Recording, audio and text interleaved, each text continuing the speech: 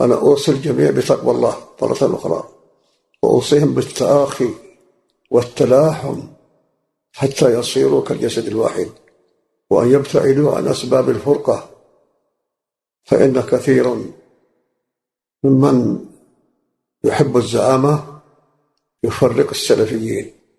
فتواضعوا لله ولينوا بأيدي إخوانكم وكونوا كالجسد الواحد، وإياكم والتفرق، فإن الفرقة الشر.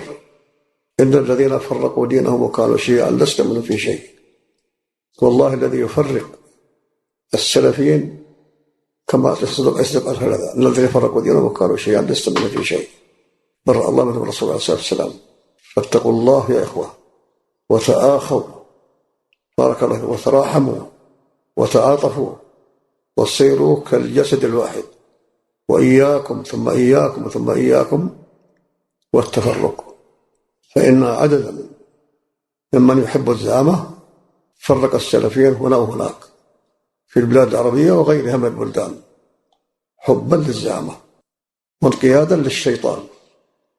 فاتقوا الله وتواضعوا ولينوا بأيدي إخوانكم واخفض جناحك للمؤمنين، بارك الله، وقل كلمة الحق، بارك الله فيك. ادع إلى سبيل ربك بالحكمة والموعظة الحسنة وجادلهم بالتي هي أحسن. إذا تلاحمتم وتآخيتم وتوحدت كلماتكم سادت السلفية وقويت، وإذا تشتتم وتفرقتم ضعفت السلفية وهانت في أوجه الناس. فاتقوا الله عز وجل، بارك الله فيكم.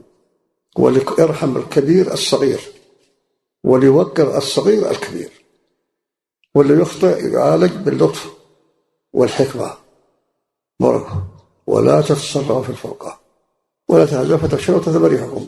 حذر رسول الله من الفرقة. تكفي هذه الآيات. الذي يؤمن بالقرآن صادقا والله تكفيه هذه الآيات الزاجرة. وفق الله الجميع لما يحب ويرضى، وصلى الله على نبينا محمد